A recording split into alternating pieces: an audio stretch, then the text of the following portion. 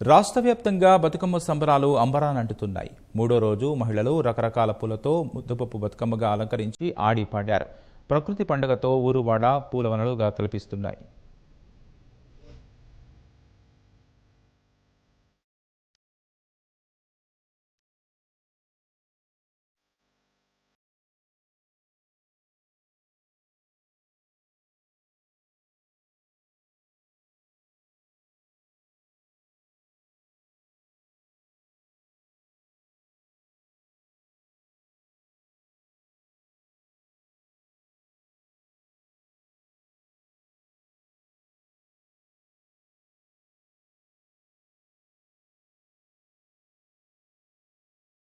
గ్రామాన బతుకమ్మ సంబరాలు ఆడపడుచులు అంగరంగ వైభవంగా నిర్వహిస్తున్నారు. తీరొక్క పువ్వులతో బతుకమ్మలను పేర్చి ఉయ్యాల పాటలు పాడుతూ నృత్యాలతో హోరెత్తిస్తున్నారు.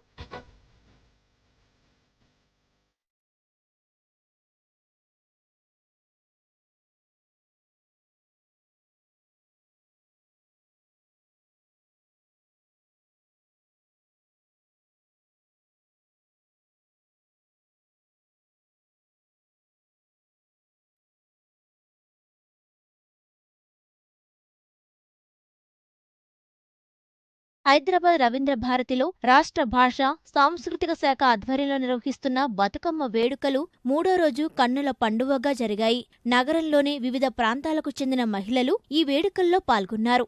తార్నకాలోని ఆర్నితా ఇన్స్టిట్యూట్ ఆధ్వర్యంలో బతుకమ్మ సంబరాలు ఘనంగా నిర్వహించారు. తెలంగాణ సంస్కృతి ఉట్టిపడేలా ఫ్యాషన్ డిజైన్ విద్యార్థినులు ఆట పాటలతో హోరెత్తించారు.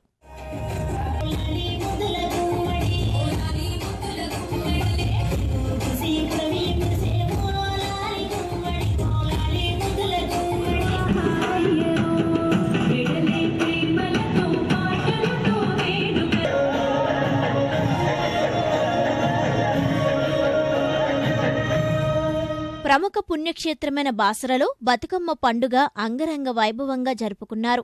ఆడపడుచులు రకరకాల పూలను సర్వాంగ సుందరంగా అలంకరించి పాటలు పాడి కోలాటాలు చేశారు. ఖమ్మంలో ప్రభుత్వ శాఖలు, కార్పొరేటర్లు నిర్వహించిన వేడుకల్లో 22 అడుగుల భారీ బతుకమ్మను ఏర్పాటు చేశారు.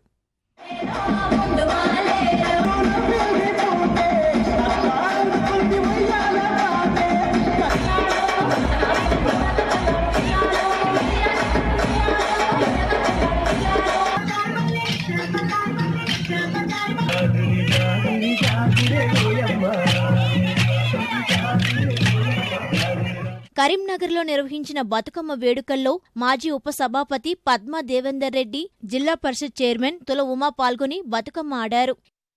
యాదాద్రి జిల్లా వంగపల్లిలో ఎస్ఎన్ఆర్ గ్రూప్ సన్సిటీ ఆధ్వర్యంలో ఏర్పాటు చేసిన 12 అడుగుల బతుకమ్మ ప్రత్యేక ఆకర్షణగా నిలిచింది. వికారాబాద్ జిల్లా తండూరులో బతుకమ్మ వేడుకలు నిర్వహించారు. మంచిర్యాలలో వాసవి క్లబ్ ఆధ్వర్యంలో మూడో రోజు ముద్దపప్పు బతుకమ్మగా అలంకరించి మహిళలు బతుకమ్మను ఆడారు.